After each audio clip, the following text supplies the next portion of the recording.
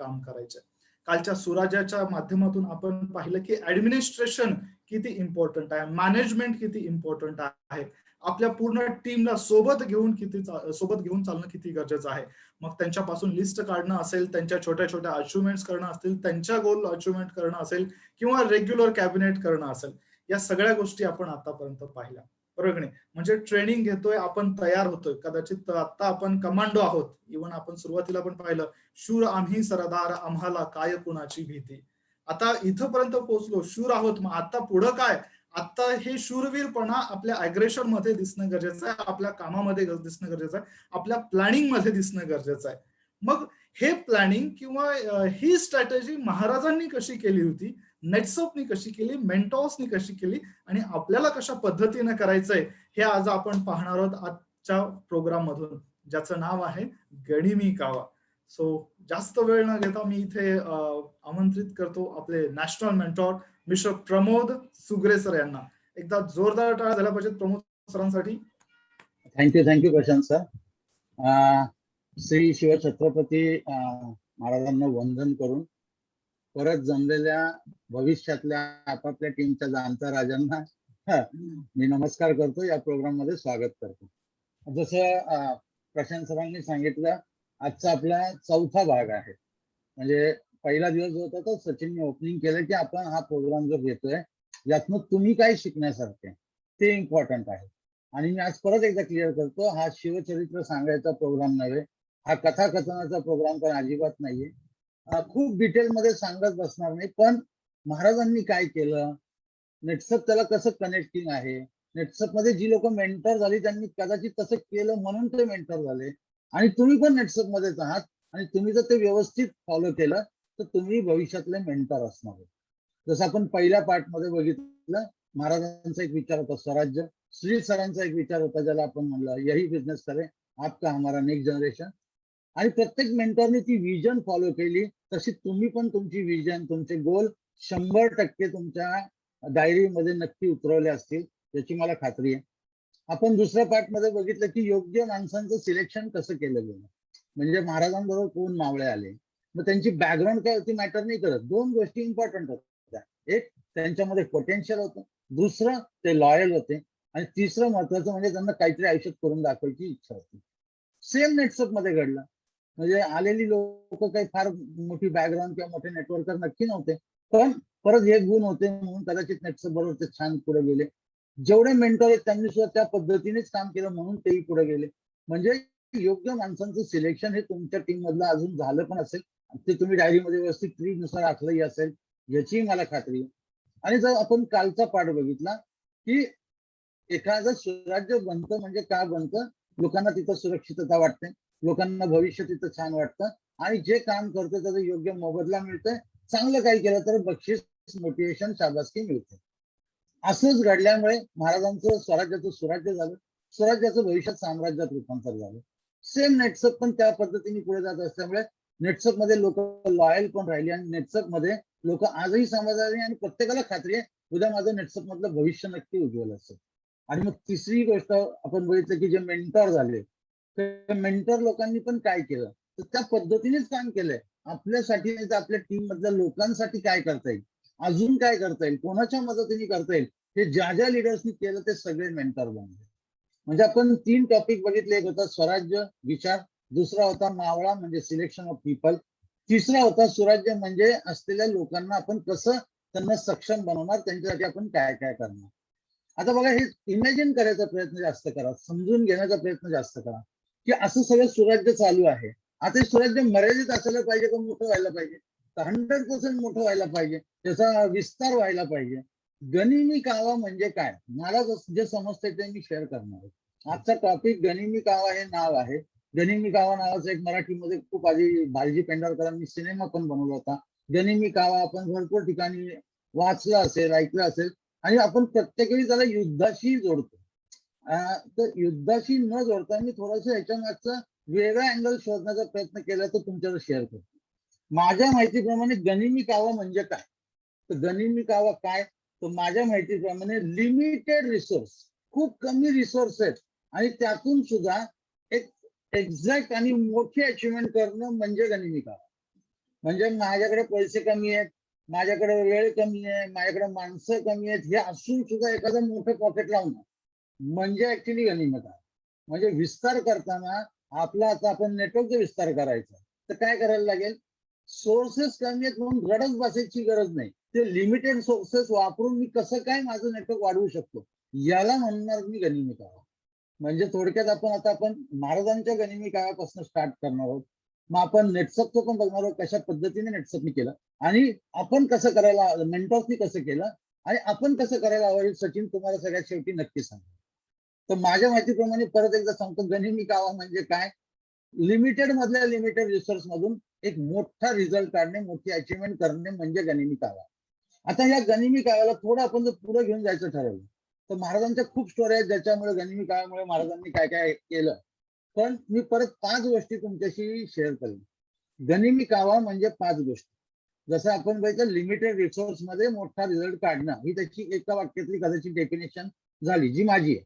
पण आपल्याला जर गनिमी कावा सक्सेसफुल करायचं म्हणजे काय करायचं बाबा, तर पहिली गोष्ट काय, ते एक टार्गेट असणं आवश्यक आहे. मला काय करायचं. दुसरं, ते टार्गेट अचीव्ह करण्यासाठी एक स्ट्रॅटेजी बनवणं गरजेचं आहे. तिसरं, ती स्ट्रॅटेजी अंमलात आणण्यासाठी मायक्रो प्लॅनिंग होणं गरजेचं आहे. मायक्रो प्लॅनिंग मध्ये 2 प्लॅन असणं गरजेचं आहे. एक प्लॅन मी जे गृहीत धरून केलेला आहे, एक प्लॅन असा की अचानक असं काहीतरी घडलं जे मी गृहीत धरलेलं नव्हतं, तर माझ्याकडे दुसरा मार्ग पाहिजे. म्हणजे मायक्रो प्लॅनिंग मध्ये 2 गोष्टी, त्याच्यानंतर हे ऍक्च्युअल एक्झिक्युशन फील्ड मध्ये, आणि शेवटची गोष्ट म्हणजे जबरदस्त रिझल्ट आला. म्हणजे हा गनिमी कावा सक्सेस झाला. म्हणजे एक टार्गेट सेट केलं, एक स्ट्रॅटेजी बनवली, मायक्रो प्लॅनिंग केलं, त्याचं plan A plan be ready केला, ते जसं ठरवलं होतं तसं एक्झिक्यूट केलं आणि एक चांगला रिझल्ट काढला, म्हणजे हा सक्सेसफुल गनिमी कावा. आता हे जेव्हा मी सांगतोय तर महाराजांच्या भरपूर स्टोऱ्या आहेत. म्हणजे अफजल खानापासून ते अगदी शेवटच्या दक्षिण दिग्विजयापर्यंत, की जिथं महाराजांनी या पद्धतीचा अवलंब केला. पण सगळ्या स्टोऱ्या घेत बसण्यात आता आपल्याकडे तेवढा वेळ नाही. दुसरी गोष्ट की खूप डिटेलमध्ये स्टोरी सांगत मी बसणार नाही, कारण परत मगाशी सांगितल्याप्रमाणे शिवचरित्र सांगायचं काय हा प्रोग्राम नव्हे आणि कथाकथन तर अजिबात नाही. आपण 2 स्टोऱ्यांच्या माध्यमातून महाराजांनी हे का केलं, त्याच्यामध्ये त्यांनी टार्गेट कसं सेट केलं, स्ट्रॅटेजी काय अवलंबली, त्यांचं प्लॅनिंग काय होतं, मग एक्झिक्यूट कसं केलं आणि रिझल्ट काय आला, हे आपल्याला समजून घ्यायचं. मग आपण बघणार आहोत नेटसपनी कसं केलं हे सगळं, मग आपण बघणार आहोत मेंटॉर्सनी कसं केलं, आणि शेवटी या प्रोग्रामच्या शेवटी तुम्हाला सचिन सांगेल की तुम्ही आता हे सगळं नीट कसं करायचं. तर आपण सुरुवात करताना मी पहिली जी स्टोरी घेतली ती घेतली शाहिस्ते खानाची. शाहिस्ते खान हा औरंगजेबाचा मामा होता आणि शाहिस्ता ही त्याचं नाव नव्हतं, त्याची पदवी होती. नाव खूप लांब लचक मोठं आहे, तेवढं सगळं मला येत पण नाही, त्याच्या पदव्या भरपूर आहेत, नाव छोटस. पण हा जो शाहिस्ते खान आहे हा अफजल खानाचा वध झाल्यानंतर स्वराज्यात आला आणि हा साधारण 1.5 लाखाची फौज घेऊन आला. आणि इथं मी पिरियड लिहिलाय बघा, 9 मे 1660 ते 5 एप्रिल 1663. म्हणजे 3 वर्षाला फक्त एकच महिना कमी. म्हणजे जवळजवळ 3 वर्ष हा शाहिस्ते खान लाल महालामध्ये राहिला होता. लाल महाल हे पुण्यामधलं महाराजांचं लहानपणीचं राहायचं ठिकाण, जिथं महाराज लहानपणी खेळलेत, वावरलेत, वाढलेत. आता ह्या लाल महालात त्यांनी ठाण दिलं आणि त्याची 1.5 लाखाची फौज, आणि त्यांनी आजूबाजूला धुमाकूळ घालायला सुरुवात केली. आता महाराजांच्या नेहमीच्या पद्धतीप्रमाणे महाराज काय करत होते, त्याला चिडवण्याचा, डिवचण्याचा प्रयत्न करत होते.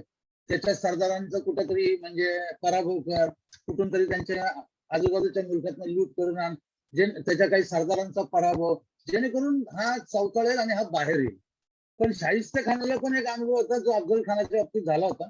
त्यामुळे त्यांनी ठरवलं होतं काही झालं तरी मी लाल महालाच्या बाहेर पडणार नाही, आणि हा शिवाजीलाच आपण इथपर्यंत बोलूया, त्यांनी इथं आलं पाहिजे.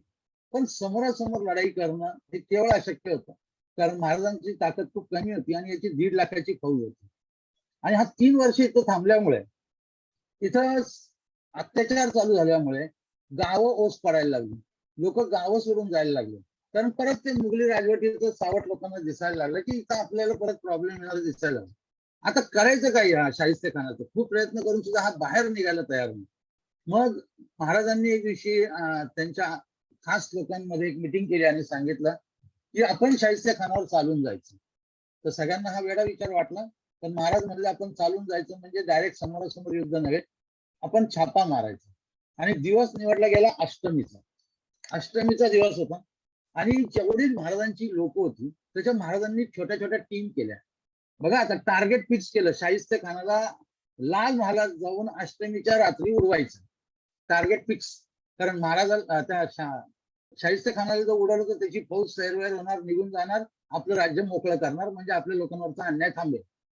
Target fix.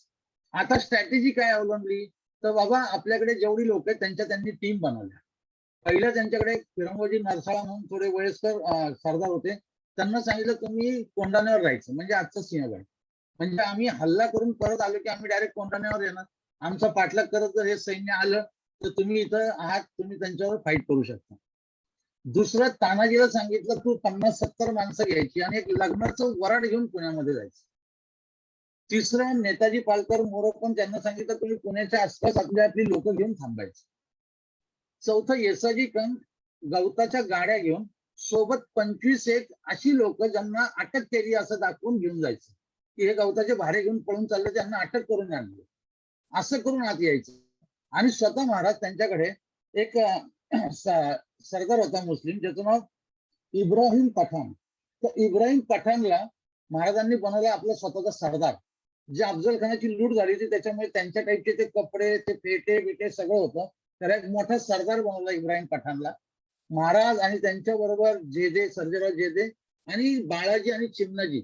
बाळाजी चिमणाजी हे लहानपणी महाराजांबरोबर त्या वाड्यामध्ये खेळलेले, त्यांना कोपरान कोपरा माहिती आहे. आणि निवडक लोक घेऊन हा खान जसं काही या शाहिस्ते खानाचा सरदार आहे अशा पद्धतीने ते आतमध्ये घुसले. काही फौजा अशा घुसल्या की पश्चिमेकडून यायचं आणि त्यांनी विचारलं कोणाचीच फौज, तर सांगायचं जो पूर्वेला पहारा करायला जो राजा आहे, सॉरी सरदार आहे, त्याचं नाव सांगायचं. म्हणजे तिथपर्यंत तो कम्युनिकेशनच नाही करू शकणार आणि तिथून आपण आतमध्ये जाणार. अशा वेगवेगळ्या मार्गांनी सगळेजण जमत होते. आता हे आतमध्ये आल्यानंतर एकमेकाला ओळखायचं कसं किंवा हे काय द्यायचं, तर एक त्यांचा कोडवर्ड होता, परवरदिगार. म्हणजे ते म्हणले की हा आपला माणूस आहे, अशा पद्धतीने ते कोडवर्ड सगळं होतं. प्रत्येकाने म्हणजे थोडक्यात बघा स्ट्रॅटेजी किती सुंदर होती. आता याच्यात प्लॅनिंग होतं, व्हेरी गुड प्लॅनिंग होतं. कोणी काय करायचं सगळ्यांना नीट माहिती होतं. महाराज आत कसे घुसणार होते, तर महाराज ज्या लाल महालात राहायचे तिथे एक माळी होता, त्याचं नाव ज्ञानू. तर महाराज त्या ज्ञानूच्या घरावर टकटक केली, ज्ञानू बाहेर आला, ज्ञानूनी शिडी लावली आणि शिडीच्या माध्यमातून महाराज त्या लाल महालामध्ये घुसले खिडकीतून. आणि ही जी खिडकी होती ती ऑलरेडी त्याची हे काढून ठेवलेली होती, जेणेकरून खिडकी बाहेरून सहज उघडते. म्हणजे एवढं मायक्रो प्लॅनिंग होतं त्या ज्ञानूनी काय करायचं, कुणी काय करायचं, कुणी काय, सगळं फिक्स. आणि 450 लोकांसह महाराज आतमध्ये घुसले, सगळे आपापले वेगवेगळ्या ठिकाणी. महाराजांनी आतमध्ये गेल्यानंतर चूक ही झाली की ते ज्या बायका झोपल्या त्या तिथं पहिले गेले, त्यांनी आरडाओरडा चालू केला.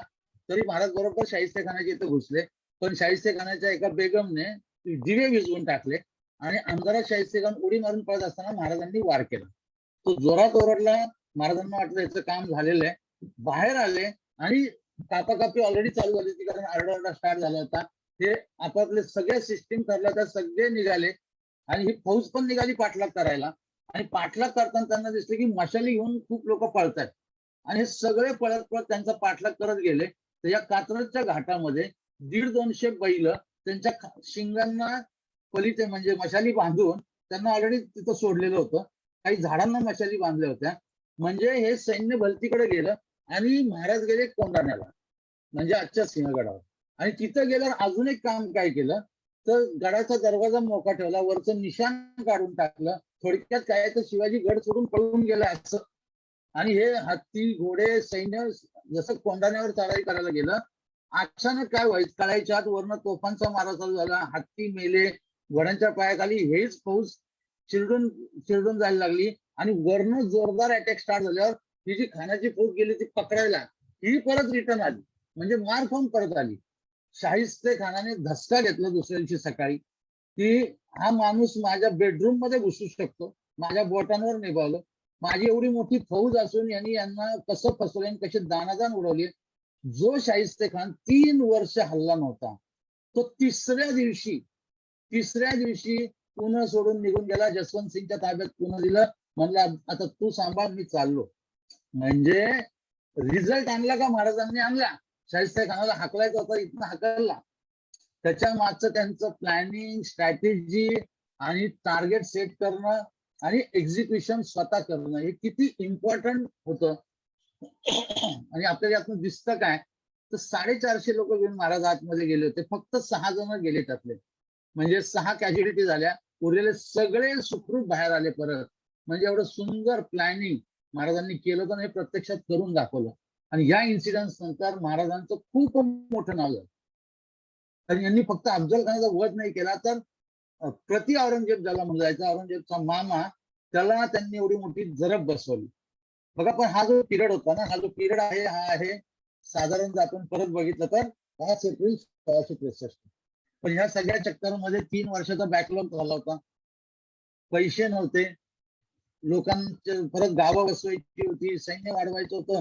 ही संपत्ती कुठून आणायची? संपत्ती आणायची म्हणजे कुठून आणायची? आपल्या सारख्या आता बँका आहेत, त्यावेळी बँका नव्हत्या. आपल्या बँकेत लोनचा अर्ज बिर्ज करा, कोणी गॅरंटर असा विषय नव्हता. मग कुठून आणायचं हे सगळे पैसे? तर महाराजांचं टार्गेट किती आधी सेट होतं बघा.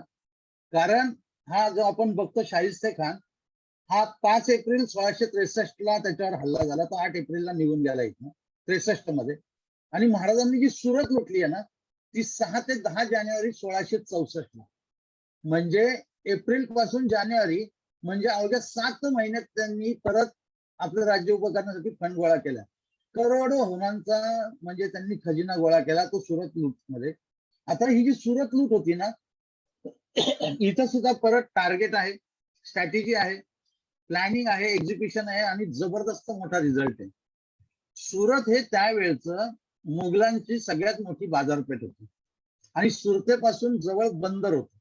म्हणजे गोदी सुरतला होती तापी नदीवर, आणि तिथून त्या समुद्रापर्यंत बोटी यायच्या जायच्या. आणि संपूर्ण आखातामध्ये आणि बाहेर जो काही व्यापार चालायचा तो सुरतेच्या माध्यमातून चालायचा. सॉरी, किंवा हजला जाणारे यात्री सुद्धा तिथूनच जायचे. कर रूपाने औरंगजेबाला तिथं 10 लाख रुपये मिळायचे वर्षाला. एवढं प्रचंड उत्पन्न तिथलं होतं. सुंदर शहर होतं, फक्त एक छोटा किल्ला होता, त्याला तटबंदी आणि थोडंफार संरक्षण होतं. बाकी शहर सुंदर, पण शहराला संरक्षण नाही, तटबंदी नाही. कारण का, तर मागे समुद्र आणि पुढे संपूर्णपणे जर बघितलं तर मुघलांचंच राज्य. कोणाची डेअरिंग यायचं जायचं, कुणी असं विचार पण करू शकत नाही की मला सुरतेत जायचं लुटायचं. कारण इंग्रज असतील, बाकी वलंदाज असतील किंवा ते तुर्की असतील, या सगळ्यांच्या तिथं वखारी होतं आणि सगळे तिथनं व्यापार करायचे. आता महाराजांनी ठरवलं मला सुरतच लुटायचं. सुरत हे नाक होतं मुघलांचं.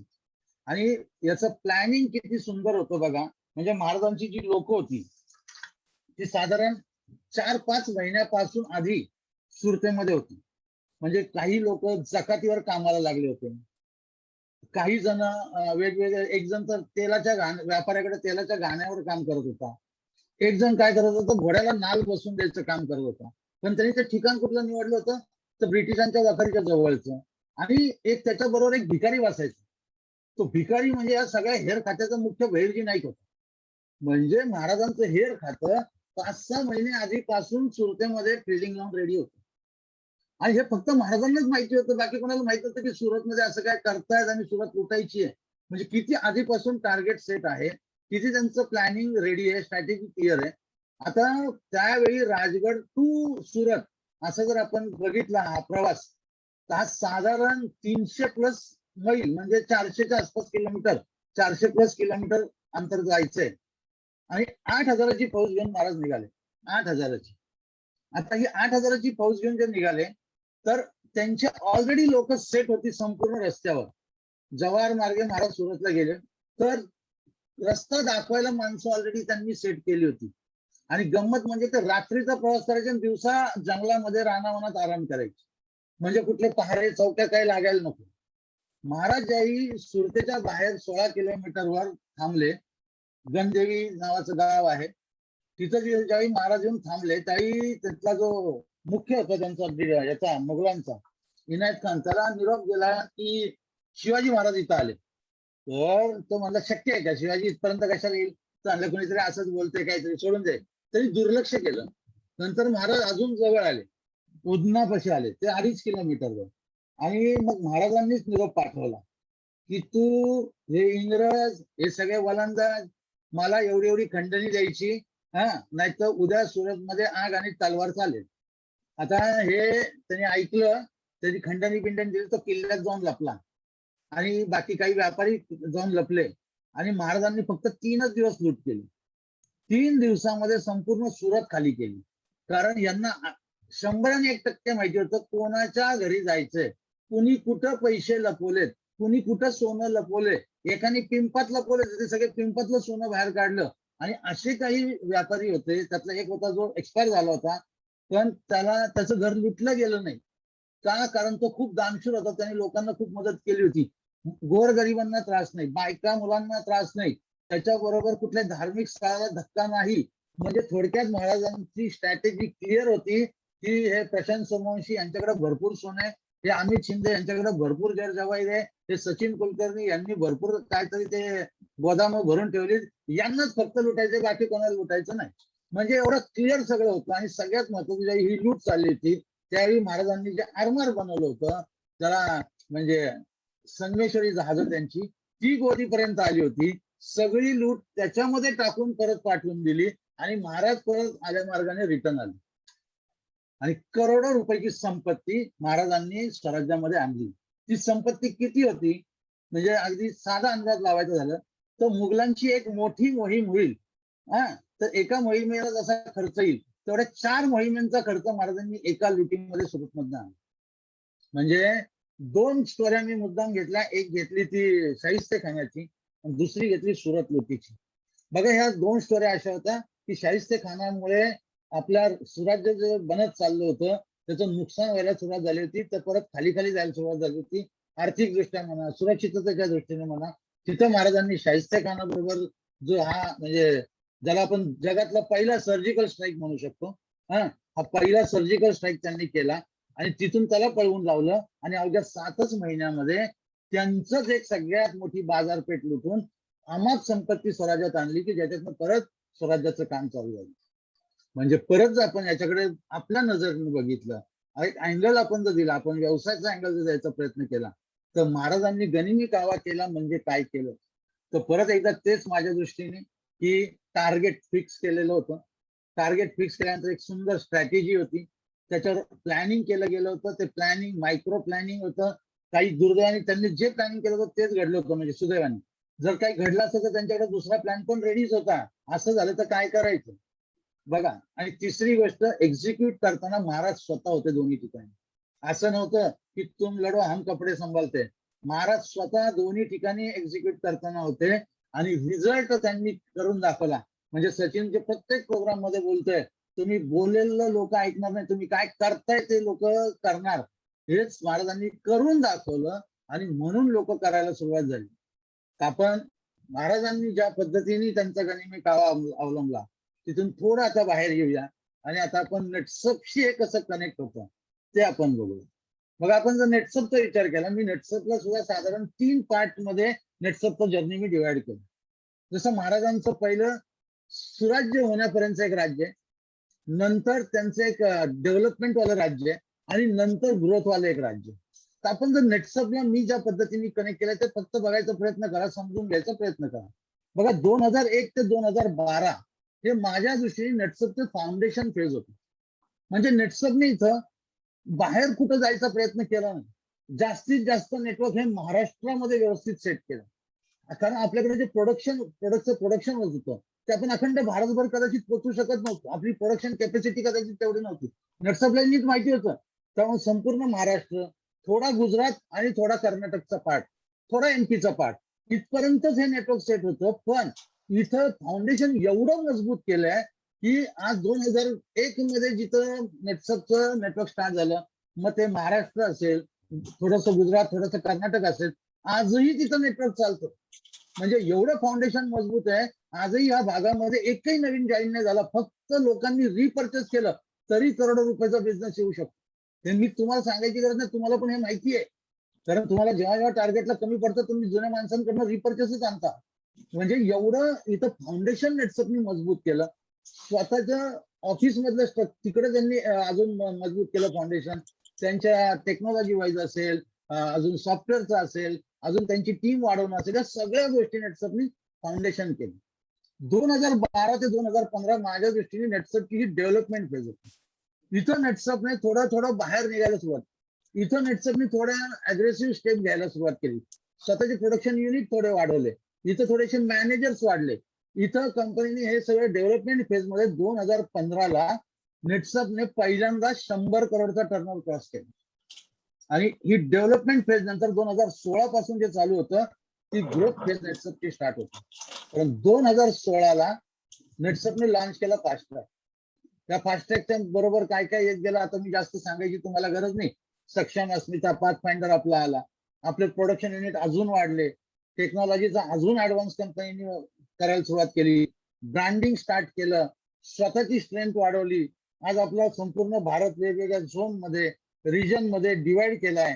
तिथं प्रत्येक ठिकाणी सपोर्टला कंपनीचं जसं कोणीतरी मॅनेजर आहेत तसं एमसीएम आहे, ओसीएम आहे. म्हणजे कंपनीने आता जी ग्रोथ चालू केली आहे त्याचं पुढचं पाऊल काय आहे तर नेटसपने मागच्या सुजित सरांनी कुठल्या तरी एका प्रोग्राम मध्ये सांगितलं होतं की 15 एकर मध्ये आपली फॅक्टरीचं नवीन काम चालू आहे एका पुण्याच्या जवळ. आता 15 एकर म्हणजे केवढं झालं, 6 लाख स्क्वेअर फीट मध्ये फॅक्टरीचं काम चालू झालंय. हे कशासाठी, ऊर्जासाठी. म्हणजे नेटसप सुद्धा जेव्हा जेव्हा जे काम करतंय माझ्या माहितीप्रमाणे टार्गेट ठेवून नेटसपने प्रत्येक गोष्ट केली आहे. टार्गेट ठेवल्यानंतर 100% त्याच्या मागे एक स्ट्रॅटेजी आहे. चेतन सर, प्रदीप सर यांची एक स्ट्रॅटेजी असते. त्याच्यानंतर असतं प्लॅनिंग, मायक्रो प्लॅनिंग, आणि त्याच्यानंतर असतं एक्झिक्युशन, आणि 100% रिझल्ट नेटसप अंत म्हणजे अंत. 2015 मध्ये म्हणलं ते 100 कोटी झाले, 400 कोटी बोलले ते 412 कोटी झाले. या वर्षी 758 कोटी म्हणताय नेटसप, 758 कोटी होणार. का? कारण याच्या मागे कुठलंही आंधळी कोशिंबीर नव्हे, हवेत गोळीबार नव्हे, हा पूर्णपणे सिस्टमॅटिक पद्धतीने नेटसप करतो. बघा महाराजांचं आपण गनिमी कावा बघितला, म्हणजे माझ्या अँगलनी मी त्याला वेगळं रूप द्यायचा प्रयत्न केला. नेटसप कशा पद्धतीने काम करतं हे थोडक्यात सांगायचा मी प्रयत्न केला.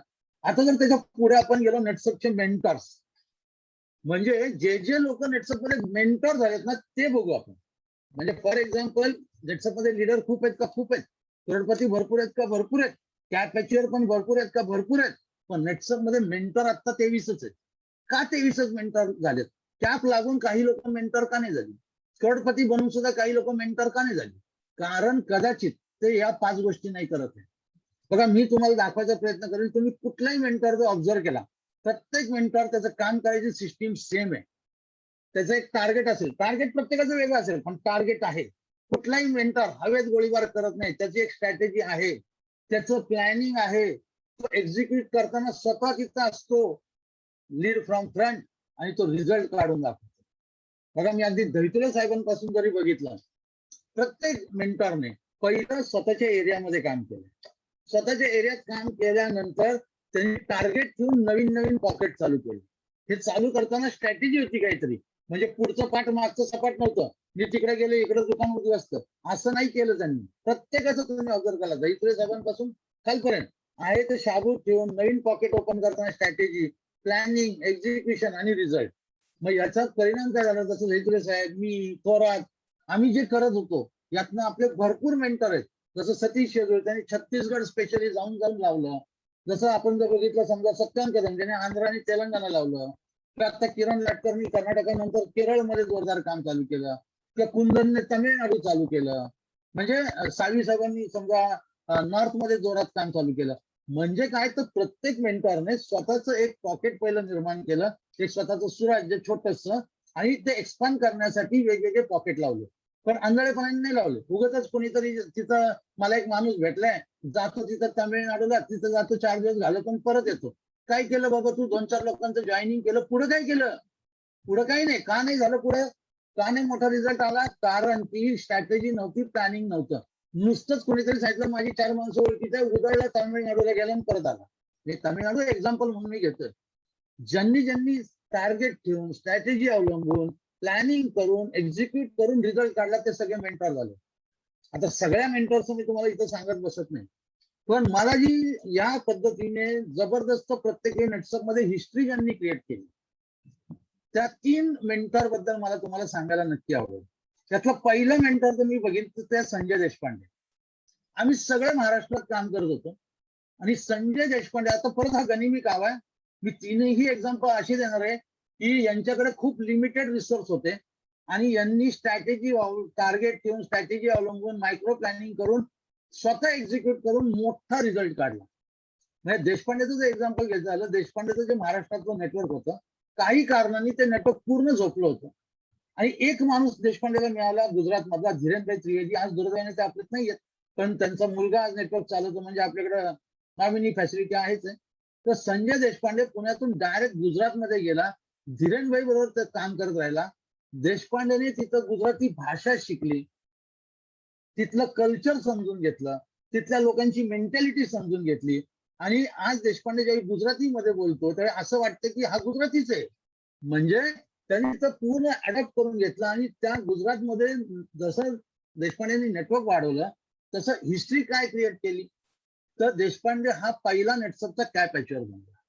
प्रत्येक क्लब नेटसपला हायएस्ट अचीवर देशपांडेचे असायचे. म्हणजे हे त्यांनी जे एक्सपांड केलं ना त्याचं नेटवर्क महाराष्ट्राच्या बाहेर गुजरातमध्ये, त्यांनी एक हिस्ट्री क्रिएट झाली, लोकांना प्रेरणा मिळाली. बघा हे एक्झाम्पल मी काय देतो, कारण त्याही देशपांडेची खरोखर आर्थिक परिस्थिती चांगली नव्हती, फारशी नेटवर्क नव्हतं त्याच्याकडे, आणि एवढं सगळं असताना विपरीत परिस्थितीत लिमिटेड रिसोर्स घेऊन देशपांडेंनी तिथं गुजरातमध्ये हिस्ट्री क्रिएट करून जाते. सिमिलर जर दुसरं एक्झाम्पल बघितलं तर किरण गोयल 11 वर्ष नेटसप मध्ये काम करत होता 2003 पासून, पण या 11 वर्षामध्ये त्याचं एकही पॉकेट सेट होत नव्हतं. एखाद्या ठिकाणी 150-200 लोक जॉईन करायची, नंतर ती झोपायची, तिथून उठायचं दुसरं, तिथून उठायचं तिसरं. पण किरण गोयल त्याला काय झालं काही कळलं नाही मला अजून, पण तो इथून जो मुंबईतून उठला डायरेक्ट वेस्ट बेंगॉल मध्ये गेला. संपूर्ण 1 वर्षभर किरण गोयल घरी आला नाही आणि त्या संपूर्ण वर्षात किरण गोयल बंगाली न्यूज चॅनल ऐकून ऐकून बंगाली शिकला, तिथल्या लोकांचं कल्चर अडॉप्ट केलं आणि पहिल्यांदा नेटसप मध्ये महाराष्ट्र गुजरात म्हणजे बॉर्डरिंग स्टेट सोडून डायरेक्ट वेस्ट बेंगॉल मध्ये मोठं नेटवर्क उभं करण्यामध्ये किरण गोयलनीच हे केलेलं आहे. आणि त्याच्याकडे त्यावेळी भरपूर नेटवर्क जॉईन व्हायला लागले वेगवेगळ्या कंपन्यांचे, त्यांनी तो स्टडी केला. म्हणजे हे पण एक्झाम्पल मी तुम्हाला काय सांगतोय की 8 वर्ष 11 नव्हे 8 वर्ष अजिबात सक्सेस नाही, पण काहीतरी क्लिक झालं, मला काहीतरी करायचंय, एक टार्गेट ठेवलं की मी जाऊन जिथून कलकत्ता, जिथून नेटवर्क मार्केटिंगचा भारतामध्ये उगम झाला तिथं तो अटॅक करतो. Target fix, strategy fix, planning fix, execute स्वतः केलं. आज किरणला जेवढं नेटवर्क मार्केटिंग डायरेक्ट सेलिंग इंडस्ट्रीचं नॉलेज आहे तेवढं मला वाटतं कदाचित क्वचितच कोणाकडे असेल, तेवढं डिटेल नॉलेज असतं त्याच्याकडे. आणि त्यांनी पण तिथे एक हिस्ट्री क्रिएट करून दाखवली आणि तो सुद्धा खूप लोकांचा आज आयडॉल बनला. आणि तिसरी केस मी दाखवली तुम्हाला, तो म्हणजे प्रशांत गाडगे. नेटसप मध्ये जॉईन, विदर्भात काम करायचा, बायोफिट खेळायचा, कधी काम व्हायचं कधी नाही व्हायचं. आणि तो गेला कर्नाटकात, कन्नड येत नव्हतं, पैसे अजिबात नव्हते. तुम्ही त्याचं कधी ना कधी शेअरिंग ऐकलं असेल. पेट्रोल पंपवर राहिलेल्या त्या खोलीमध्ये तिथं राहून कन्नड भाषा शिकला आणि कर्नाटक मध्ये एवढं मोठं नेटवर्क उभं केलं, एवढं रेकॉर्ड ब्रेक काम केलं की सगळ्यात हायएस्ट टर्नर त्याच्या टीमचा, सगळ्यात हायएस्ट कॅप अचीवर त्याच्या टीम मधले, सगळ्यात हायएस्ट मिशन कॅप त्याच्या टीम मधले, जेवढे काय रेकॉर्ड तुम्हाला पाहिजेत हे सगळे प्रशांतच्या टीम मध्ये असतात. बघा या 3 केस मी का निवडल्या, तर या तिघांकडे पण खूप लिमिटेड रिसोर्स होते. कदाचित या तिघांना कोणाचाही जास्त सपोर्ट पण झाला नाही, पण हे 3 स्टेट मध्ये गेले, तिथली लँग्वेज शिकले, त्यांच्यापेक्षा फ्लुएंटली आज ते बोलतात. दुसरी गोष्ट तिथलं कल्चर अडॉप्ट केलं आणि तिथल्या लोकांची मेंटॅलिटी समजून घेतली आणि वेळोवेळी यांनी रेकॉर्ड केले. म्हणजे मुद्दा म्हणून या 3 मेंटॉर लोकांचं तुमच्या समोर मांडलं, कारण याच्यामध्ये सुद्धा कुठेही तुक्का नव्हता, कुठेही म्हणजे नाही का ज्याला आपण म्हणतो कावळा बसला आणि फांदी तुटायला असंच मिळाली लोक, असं नाहीये. याच्या मागे 100% टार्गेट ठेवून काम केलं गेलं, एक चांगली स्ट्रॅटेजी होती, प्लॅनिंग जबरदस्त केलं गेलं, एक्झिक्यूट स्वतः केलं आणि म्हणून एवढा मोठा रिझल्ट पण यांचा दिसतो. म्हणजे खरंच गनिमी कावा म्हणजे काय, तर लिमिटेड रिसोर्स मध्ये तुम्ही एक्झॅक्ट आणि मोठा रिझल्ट काढणं म्हणजे गनिमी कावा. आणि गनिमी कावा सक्सेसफुल करायचा असेल तर टार्गेट फिक्स पाहिजे, त्याच्यानंतर स्ट्रॅटेजी चांगली पाहिजे, प्लॅनिंग मायक्रो प्लॅनिंग व्हायला पाहिजे, टायमिंग नीट असायला पाहिजे आणि 2 प्लॅन असायला पाहिजे. चौथी गोष्ट की तुम्ही एक्झिक्यूट करताना स्वतः तिथं असणं आवश्यक आहे. आणि 5वी गोष्ट जबरदस्त रिझल्ट आलाच पाहिजे. बघा हे महाराजांनी करून दाखवलं, जे नेटसपनी केलं आणि जे आपल्या मेंटर लोकांनी केलं. तुम्ही सुद्धा जर या सिस्टीमनी व्यवस्थित केलं तर तुम्ही भविष्यातले तुमच्या टीमचे नव्हे नेटसपचे पण जाणते राजा 100% बनाल. तर तुम्ही आता याच्या पुढे कसं करायला पाहिजे, काय करायला पाहिजे या बाबतीत तुम्हाला आता मार्गदर्शन करतील Sachin Kulkarni. Over to you Sachin.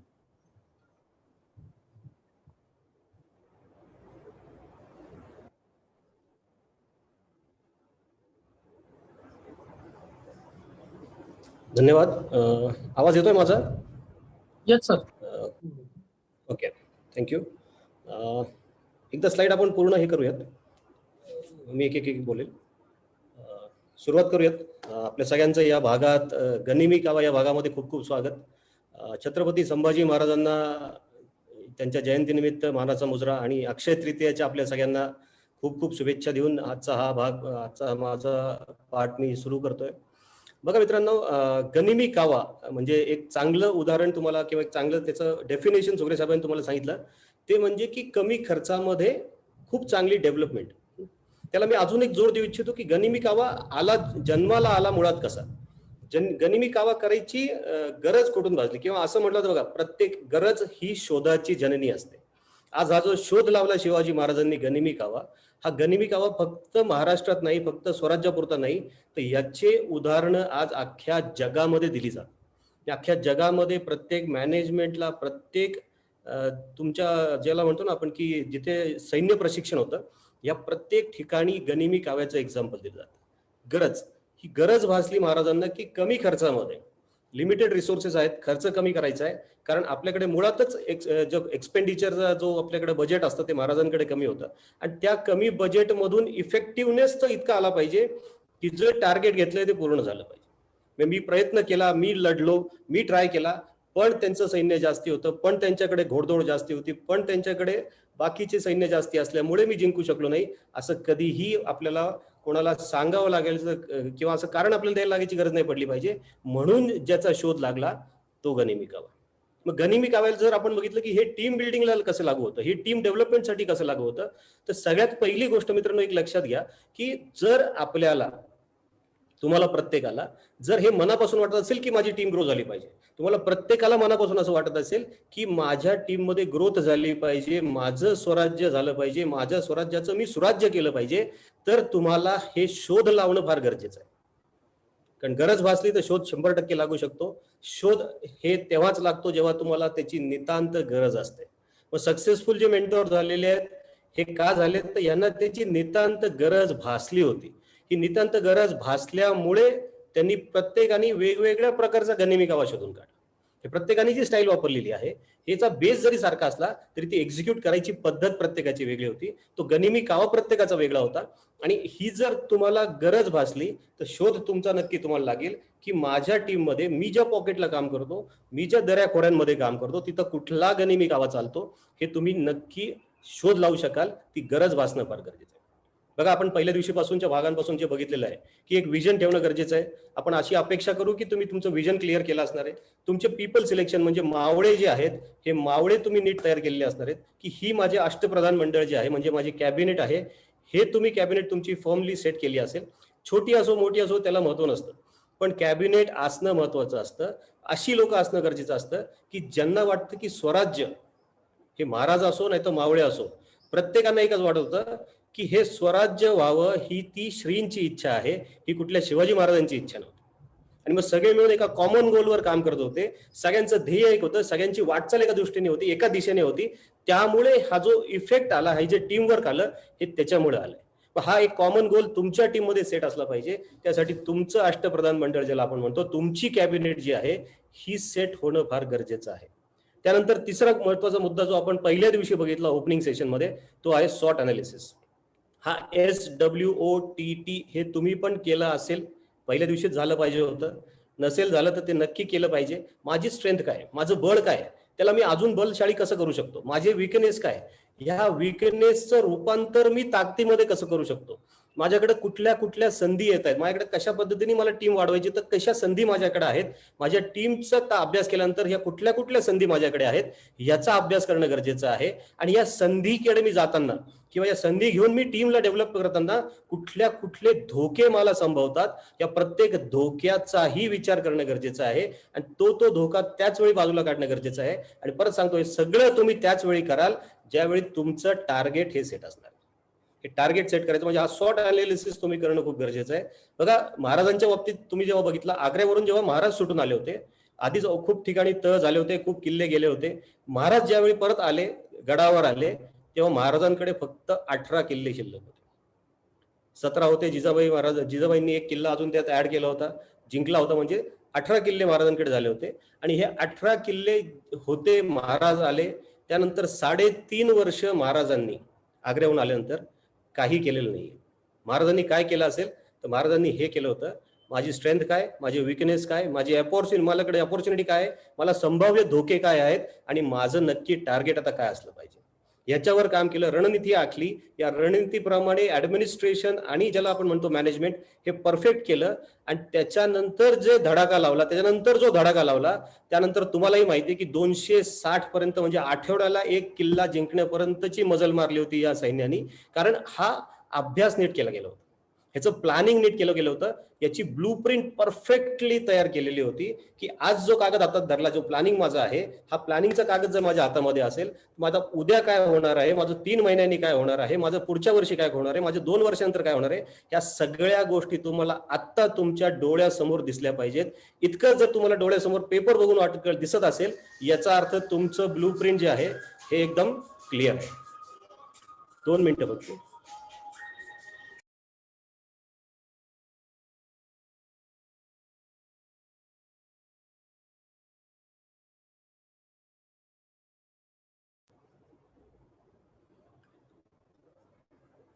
तर ही ब्लूप्रिंट आपल्याकडे असणं खूप गरजेचं आहे. म्हणजे हे प्लॅनिंग आपल्या टीम बरोबर नीट करायचं आहे. त्यानंतर हे जे प्लॅनिंग तुम्ही करणार आहात याचं एक्झिक्युशन आपण परफेक्टली करतो की नाही हे बघणं पण फार गरजेचं आहे. कारण प्लॅनिंग बऱ्याच वेळा असं बघितलं जातं, खूप ठिकाणी असं बघितलं जातं की प्लॅनिंग पर्यंत आपली गाडी व्यवस्थित जात असते. मोठं प्लॅनिंग करण्यामध्ये आपली खूप मोठी लोक खूप मोठ्या प्रमाणात यशस्वी होतात. पण त्यांना वाटतं प्लॅनिंग केलं म्हणजे माझी मोहीम मी फत्त केली. मोहीम फत्ते प्लॅनिंग करून होत नसते. मोहीम ते केलेलं प्लॅनिंग जेव्हा एक्झिक्यूट करतात त्यावेळी फत्ते होत असते. सुरत जेव्हा महाराजांनी लुटली तर त्याचं ब्लूप्रिंट महाराजांकडे तयार होतं, प्लॅनिंग एकदम परफेक्ट होतं. पण प्लॅनिंग झालं, आता कोणतरी करतंय, काहीतरी होईल म्हणजे ते सक्सेस नसतो.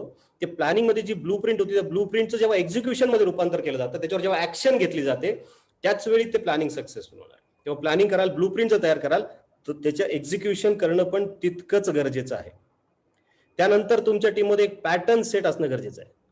बघा, सैरा वैरा पळून कधीच काम होत नाही.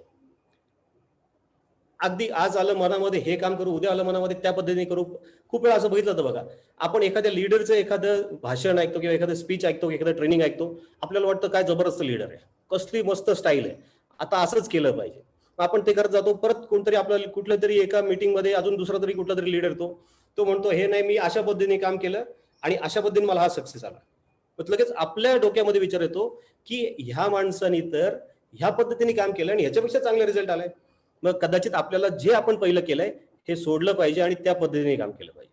बघा, दर महिन्याला जर वेगळ्या लीडरचं ऐकून वेगळ्या पद्धतीचं पॅटर्ननी काम करत शकलात तर तुमच्या टीममध्ये एकच गोष्ट होणार आहे आणि त्याला म्हणतात कन्फ्युजन. तुम्ही कन्फ्यूज असणार आहे, तुम्ही तुमच्या अख्ख्या टीमला कन्फ्यूज करणार आणि ह्या कन्फ्युजनमुळे आपल्याला एक न धड भाराभार चिंध्या ज्याला म्हणतो अशी पद्धत किंवा अशी ही गत आपल्या टीमची झाल्याशिवाय राहणार नाही. त्यामुळे एक सेट पॅटर्न असणं गरजेचं आहे. बघा, आयडिया लावणं ही वेगळं गोष्ट असतं, पण पॅटर्न एक असणं हे खूप गरजेचं आहे. बघ, सेमिनार आपल्या टीममध्ये कसे चालतात, जॉईन झालेल्या लोकांबरोबर आपण कुठल्या ऍक्टिव्हिटी करतो, मग त्याचा बिझनेस ओपनिंग प्रोग्राम असेल तर तो करतो का, काही ठिकाणी एफडीएम खूप जोरात चालतात, मग एफडीएम माझ्या टीममध्ये होतात. कारण हा सेट पॅटर्न आहे. घ्यायचा कसा तुम्ही ठरवायचं, तुमच्या पद्धतीने तुम्ही घेऊ शकता, त्याच्यातले मुद्दे तेच पाहिजेत. ते तुम्ही घ्यायची शैली कदाचित वेगळी असेल, पण हा पॅटर्न सेट पाहिजे. नवीन लोकांसाठी सेमिनार झालेच पाहिजेत. त्यानंतर हा बिझनेस ओपनिंग करत असेल तर तो झाला पाहिजे. एफडीएम हे झाल्याच पाहिजेत. एफडीएम नंतर आलेल्या लोकांनी जे टार्गेट घेतलेले आहेत ते टार्गेट्स तुमच्या कॅबिनेटमध्ये डिस्कस झाले पाहिजे. या टार्गेटला घेऊन पुढचे तुमचं प्लॅनिंग झालं पाहिजे, त्याच्यावर एक्झिक्युशन म्हणजे हे शेड्युलिंग कसं पद्धतीने व्हायला पाहिजे, हे शेड्युलिंग तुमचं झालं पाहिजे आणि हे शेड्युलिंग नीट होतंय की नाही हे बघणं देखील आपलं काम आहे. आणि मग त्याच्यामध्ये आपण जे टूल्स पाथफाइंडरच्या माध्यमातून आणतो, या टूल्समध्ये जो प्रत्येक टूल आहे, मग तो L1 असो, L2 असो, क्लब नेटसर्फ असो, फास्ट ट्रॅक असो, या सगळ्या टूलचे आपल्या टीममध्ये जी काही लोक आहेत, या प्रत्येकाचं काय पद्धतीने आपण मेंटोरिंग करतोय का, त्यांच्यासाठी काही ट्रेनिंग अरेंज होतंय का, हे सगळे पॅटर्न दर महिन्याला माझ्या टीममध्ये होतात की नाही हे बघणं गरजेचं आहे. आणि ह्याचं एक पद्धत लावून घेणं गरजेचं आहे, ज्याला एक सिस्टम म्हणतो आपण, त्याला ही सिस्टीम लावणं गरजेचं आहे. हे पॅटर्न सेट असणं गरजेचं आहे. हे जर तुम्ही इथपर्यंत जर नीट केलं, हे 6 पॉईंट जर तुम्ही नीट केलेत, तर तुम्ही स्वराज्य एस्टॅब्लिश करू शकता, तुम्ही स्वराज्याची स्थापना करू शकता. आता स्वराज्यामधून जर सुराज्याकडे जर तुम्हाला जायचं असेल तर तुम्हाला थोडंसं एक्सपान्शन करणं गरजेचं आहे. कारण स्वराज्य तर आलं, स्वराज्य आलं तेव्हा किती किल्ले होते, स्वराज्य आलं तेव्हा काय परिस्थिती होती, आणि मग जेव्हा सुराज्य केलं तेव्हा काय होतं तुम्हाला पण माहिती आहे. मग हे भव्य जे केलं महाराजांनी, हे भव्य तुम्हाला जर टीम बरोबर करायचं असेल तर माझं काहीतरी आता छान झालं आहे आणि तिथंच मी समाधान येऊन बसणं गरजेचं नाहीये. तर आपल्याला त्यासाठी आयडेंटिफिकेशन आणि एक्सपान्शन ऑफ पॉकेट जो 7वा मुद्दा आहे तो करणं फार गरजेचं आहे. नवीन पॉकेट नेहमी एस्टॅब्लिश करत राहिला पाहिजे. माझं एक्सपान्शन झालं पाहिजे, माझा बिझनेसचा विस्तार होणं गरजेचं आहे. बिझनेसचा विस्तार होतो, एक तर लीडर वाढले पाहिजेत, नाही तर पॉकेट वाढले पाहिजे, किंवा लीडरला घेऊन मी पॉकेट वाढवत आलं पाहिजे. आता खूप वेळा जशी गडबड तुम्हाला सांगितली सुग्रे साहेबांनी आता, की 3 लोक कोणतरी भेटले नवीन ठिकाणी की आपण तिथे जातो. बघा महाराजांनी, तुम्ही जर महाराजांचं उदाहरण घेतलं तर महाराज किल्ले जिंकत गेले, पण महाराजांचं किल्ले व्यवस्थापन जे आहे ना, ऍडमिनिस्ट्रेशन ऑफ फोर्ट्स, ह्याचा जर तुम्ही कधी अभ्यास केला, बोलायचं गेलं तर त्यावर एक दिवस जाईल, एवढा मोठा विषय तो आहे. हा व्यवस्थापन किंवा हे प्रशासन जे चालवायचे महाराज, एका किल्ल्याचं प्रशासन कसं चालतं, मग आपले जे काही पॉकेट आहेत त्याचं ऍडमिनिस्ट्रेशन आपलं आहे का, त्याचं आपल्याकडे काही मॅनेजमेंट आहे का. कारण एक पॉकेट म्हणजे एक किल्ला आहे, आपलं एक पॉकेट म्हणजे एक किल्ला आहे. हा किल्ला कशा पद्धतीने झाला पाहिजे, मग तो किल्ला सांभाळायला काय काय लागतं, आपलं एक पॉकेट सांभाळायला काय काय लागतं. एक किल्ला ज्यावेळी होतो, आपली गडबड काय होते, आपण तावात जातो, सैन्य घेऊन जातो, एक किल्ला सर करतो, तो किल्ला जिंकला की आपल्याला वाटतं आता नवीन किल्ला जिंकलो पाहिजे, कारण आता माझ्यामध्ये ताकद आली, मला कळलंय कसा किल्ला जिंकायचा. तो किल्ला तसाच ठेवतो, आपण दुसऱ्या किल्ल्यावर जातो, दुसऱ्या किल्ल्यावर सगळी सैन्य घेऊन जातो, सगळी ताकद लावतो, दुसरा किल्ला जिंकतो, आणि दुसरा किल्ला जिंकल्यावर आपल्याला बातमी येते की पहिला जिंकलेला किल्ला कोणतरी परत ताब्यात घेतला. असे किती जरी किल्ले जिंकले, तुमच्याकडे किल्ला एकच राहणार. असे पॉकेट जेव्हा तुम्ही डेव्हलप करता, त्या पॉकेटला काय झालं पाहिजे, हा किल्ला आहे ना तुमचा, मग हा किल्ला कसा एस्टॅब्लिश केला पाहिजे, या किल्ल्याचं मॅनेजमेंट कसं केलं पाहिजे, व्यवस्थापन कसं केलं पाहिजे. तर तो किल्लेदार जोपर्यंत तुम्हाला तिथं परफेक्ट मिळत नाही, तिथलं सैन्य तुम्ही नीट एस्टॅब्लिश करत नाही, या सगळ्या गोष्टींची तुम्ही सोय लावत नाही, तोपर्यंत तो किल्ला सोडून बाहेर जाणं तुम्हाला परवडणार नाही, किंवा ते तुम्हाला प्रॉफिटेबल नसणार आहे. त्यामुळे एक पॉकेट जेव्हा एस्टॅब्लिश करताय, मग ते पॉकेट माझा लीडर कोण आहे, तिथं ते कोण काम करेल त्याच्याबरोबर. कारण प्रत्येक किल्ल्यावर तुम्ही जाऊन लक्ष देऊ शकत नाही, प्रत्येक किल्ल्याला संध्याकाळ झाली की तुम्ही जाऊन कुलप लावून येऊ शकत नाही दरवाजांना. या प्रत्येक किल्ल्याचं व्यवस्थापन करणारी लोक जिथं असतील, तोच किल्ला तुमच्याकडे शाबूत राहणार आहे. मग पॉकेटचं पण असंच आहे, जे आपण पॉकेट लावणार आहे ते पॉकेट सांभाळणारा माणूस कोण आहे, त्या पॉकेटमध्ये इतर जी कामं पाहिजेत ती कामं करणारी आपली टीम कोण आहे, हे जेव्हा तुम्हाला नीट व्यवस्थापन करता येईल, त्यानंतर जर तुम्ही दुसऱ्या पॉकेटला गेलात, तुम्ही दुसऱ्या पॉकेटला जरी गेलात आणि एखाद्या मध्ये सायकल मधून 1-2 चक्कर जरी मारल्या, त्यांच्याशी मीटिंग केल्यात, तर तुमचा किल्ला म्हणजे तुमचं पॉकेट शाबूत राहणार आहे. 8वा आहे तो म्हणजे मायक्रो प्लॅनिंग. प्रत्येक गोष्टीचं खोलवर जाऊन छोट्यातली छोटी गोष्ट करायची, ती म्हणजे मायक्रो प्लॅनिंग. हे जे वरचे सगळे मुद्दे आहेत, हे करायलाही मायक्रो प्लॅनिंग लागेल. एक L1 अचीव्ह करायलाही मायक्रो प्लॅन करायला लागतो, तुमची कॅप लावायला पण मायक्रो प्लॅन करावा लागतो, तुमच्या प्रत्येक फास्ट ट्रॅकचं अचिव्हमेंट करायचं पण मायक्रो प्लॅनिंग करायला लागतं. आणि 9वा मुद्दा जो मी कालही सांगितला, परवाही सांगितला, लीड फ्रॉम फ्रंट. महाराजांकडून सगळ्यात मोठी गोष्ट जर कुठली शिकायची तुम्हाला असेल, तर पहिलं एक्झाम्पल सेट करणं गरजेचं आहे, पहिलं पुढे उभं राहणं गरजेचं आहे, की तुला जर काही प्रॉब्लेम आला तर तुझ्याबरोबर मी असेल हे सांगणं गरजेचं आहे. म्हणजे महाराजांनी प्रत्येक वेळी तुम्ही जर बघितलं असेल तर महाराजांनी या प्रत्येक वेळी लीड फ्रॉम फ्रंट केलेला आहे. मग तो अफजल खान असो, सुरतेची लूट असो, काही असो, सगळं तयार होतं, सैन्य जाऊ शकलं असतं, महाराज कोणतरी पाठवू शकले असते, पण जोपर्यंत ते महाराज म्हणायचे की मी या मोहिमेचं मी लीड करणार, कारण मला एक एक्झाम्पल सेट करायचं, जे महाराजांनी असे असंख्य एक्झाम्पल सेट केलेले. आत्ताच इथे प्रमोदनी मगाशी विषय सांगताना प्रशांतचा विषय सांगितला, त्यामुळे मला ते दिवस आठवले ज्यावेळी मी बँगलोरमध्ये गेलो होतो ॲज अ OCM म्हणून. 8 महिने जेव्हा मी बँगलोरमध्ये 8 महिने मी बँगलोरमध्ये होतो, जेव्हा मी ओसीए म्हणून पहिल्यांदा बँगलोरमध्ये गेलो, तो बँगलोर शहर कर्नाटका हे महाराष्ट्राला लागून जेवढं कर्नाटक होतं तिथे काम चालू होतं, बाकी अख्खा कर्नाटक रिकामा होतं. आणि मी जात होतो ओसीए म्हणून तिथे जायचो, दर महिन्याला तिथे थांबायचो. आणि मग मला असं विचार आला की असंही मी जाणार आहे तर मला तिथे काहीतरी माझी पण टीम असणं गरजेचं आहे. मी माझ्या टीममध्ये लोकांनाही फोन करायला लागलो, कोणाची टीम लागते का, कोणाचे कॉन्टॅक्ट आहेत का, कोणाचे कॉन्टॅक्ट आहेत का. तर असे भरपूर लोकांचे कॉन्टॅक्ट आले. आणि मग त्यांना मी असं नाही म्हणायचं होतं मी 2 दिवस थांबलो तर तुम्ही जाऊन करा. मी तिथे जाऊन बसायचो. मग प्रशांत आला, प्रशांत म्हटला माझे कॉन्टॅक्ट आहेत पण बँगलोर पासून खूप लांब चिकमंगळूरला आहेत. तिथे गेला, तिथून त्यांनी कॉन्टॅक्ट आणले. मग आम्हाला रमेश अण्णा भेटले, रमेश अण्णा बरोबर आम्ही मीटिंग केल्या, त्यांची टीम चालू केली. असं करत करत जेवढे दिवस मी तिथे होतो मी त्यांना सांगायचो की मी पण इथे आहे तुमच्याबरोबर, तुम्ही पण इथे या. प्रशांत जाऊन टीम मध्ये काम करायचा. मग हे तुम्ही फक्त लोक आहेत, एक कोणतरी लीडर म्हणतोय माझे असे 4 कॉन्टॅक्ट आहेत, माझं असं काहीतरी होऊ शकतो. तुम्ही हे नाही म्हणलं पाहिजे की जा तू तुझं काम कर. तुम्हाला जर ती टीम नीट सेट करायची असेल तर ती सिस्टीम नीट लावायची असेल तर ती सिस्टीम काय लागली पाहिजे हे पहिलं तुम्हाला त्याला जाऊन दाखवावं लागेल. आणि शेवटचा मुद्दा म्हणजे इम्प्लिमेंटेशन करणं खूप गरजेचं आहे. सगळं आपण करतो, आपण जिथे मार खातो ती मोठी गोष्ट, जिथे सगळ्यात जास्ती मार आपल्याला बसतो ती गोष्ट आहे इम्प्लिमेंटेशन. आपण सगळं करतो बघा. एक लीडर जर घडवायचं असेल ना तुम्हाला तर त्याची एक प्रोसेस आहे. एक लीडर घडवायचं असेल तर एक प्रोसेस मधून त्याला तुम्हाला न्यायला लागतं. पहिलं तुम्हाला इम्प्लिमेंटेशन करून दाखवावं लागतं.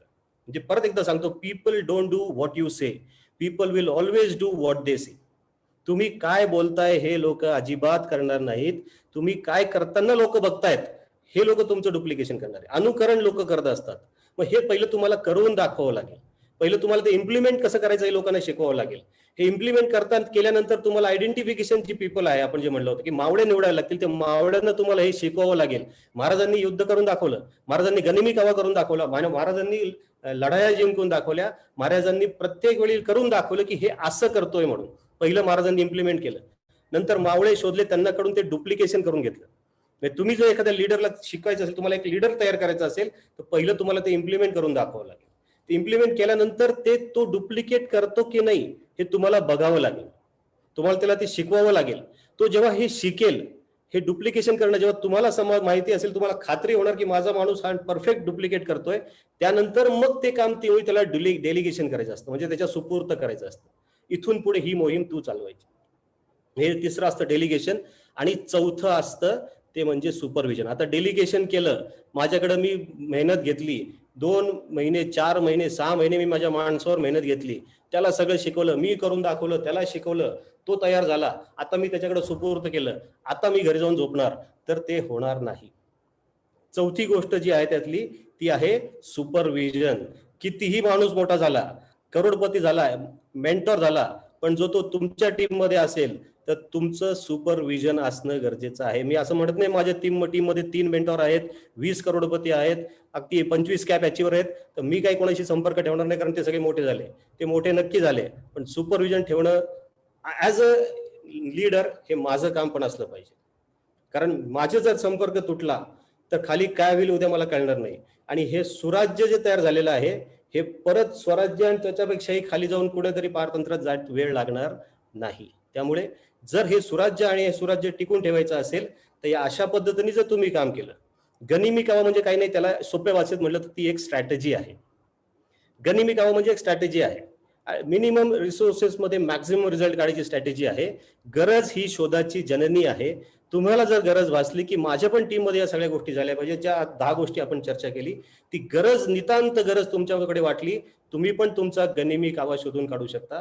या गोष्टींवर जर तुम्ही नीट काम केलं, जे 10 गोष्टी मी तुम्हाला सांगितल्या तुमच्या टीम मध्ये, तर नक्की हे तुमचं सुराज्य जे झालेलं आहे त्याचं एक्सपान्शन खूप मोठ्या प्रमाणात, त्याचा विस्तार खूप मोठ्या प्रमाणावर होणार आहे. आणि त्याच वेळी तुमची लोक म्हणणार आहेत की हा माझा जाणता राजा आहे, हा आमचा लीडर, हा आमचा जाणता राजा आहे. आणि त्याच वेळी तुमचा राज्याभिषेक होणार आहे. Next slide. त्याच वेळी तुमचा राज्याभिषेक होणार आहे. उद्याच्या या भागामध्ये आपण हेच बघणार आहोत. उद्याचा हा आपला 5वा भाग असणार आहे. या मॅनेजमेंट सिरीज मधला हा शेवटचा भाग असणार आहे. तो आहे राज्याभिषेक. हे महाराजांचा राज्याभिषेक, त्याच्याशी निगडीत गोष्टी, आणि तुम्ही ऍज अ लीडर तुमचा राज्याभिषेक तुम्हाला कशा पद्धतीने ते करायचं आहे, नेटसर्फने ते कशा पद्धतीने केलेलं आहे. म्हणजे एक जेव्हा पारतंत्र्यामध्ये जेव्हा जे होतं आपलं देश होता किंवा हे स्वराज्याच्या आधीची गोष्ट होती, जेव्हा एक नेटसर्फ पण जेव्हा सुरुवात झालं तेव्हा त्याच्या आधीही काहीतरी होतं. त्याच्यातून नेटसर्फनी कसं स्वराज्य केलं, त्याचं सुराज्य कसं केलं आणि मग आज राज्याभिषेक कसा झाला आपण म्हणू शकतो. किंवा एक मेंटॉर कसा होता, तो मेंटॉर जेव्हा लीडर म्हणून आला, त्यांनी स्वराज्य कसं तयार केलं, त्यांनी जे काही केलं त्याच्यातून राज्याभिषेक कसा झाला, या सगळ्या गोष्टींवर आपण परत उद्या भेटून चर्चा करणार आहोत. तर आजच्या भागामध्ये एवढंच, इथेच थांबतो. उद्या भेटूयात. Thank you very much. धन्यवाद. Over to Prashant sir. Thank you very much Sachin sir. आज परत एकदा सचिन सर आणि सुग्रे सरांच्या जोडीनं आपल्याला जबरदस्त कॉम्बिनेशननी खूप छान पद्धतीनं समजून सांगितलं सगळ्या गोष्टी. एकदा दोघांसाठी जोरदार टाळा झाला पाहिजे. Yes, thank you. जसं सरांनी सांगितलं की आपल्याला जाणता राजा बनण्यासाठी स्वतः फ्रंट मध्ये येणं गरजेचं आहे, फ्रंटला येऊन लढणं गरजेचं आहे. म्हणजे फ्रंटला येऊन जर आपल्याला लढायचं असेल तर काही गोष्टी नक्कीच आपल्याला कॉपी कराव्या लागतील आपल्या सिनियर पासून, ज्यामध्ये मग ते टार्गेट सेटिंग असेल, त्याच्यासाठीची स्ट्रॅटेजी असेल, मायक्रो प्लॅनिंग असेल, ते स्वतः प्रत्यक्षात उतरवणं, एक्झिक्युशन असेल आणि मग त्याचे नंतरचे रिझल्ट असतील. या सगळ्या गोष्टी आपण ऍज इट इज जरी कॉपी केल्या, ज्या आजपर्यंत महाराजांनी केलं, नेटसर्फनी केलं, आपल्या मेंटॉर्सनी केले, तर आपण सुद्धा 100% सक्सेसफुल बनू आणि आपला सुद्धा लवकरच राज्याभिषेक होणार आहे. So thank you very much. परत एकदा या दोघांसाठी जोरदार टाळ्या झाल्या पाहिजेत. येस, उद्या भेटूयात राज्याभिषेक या आपल्या भागामध्ये. तोपर्यंत सर्वांना खूप खूप शुभेच्छा. ऑल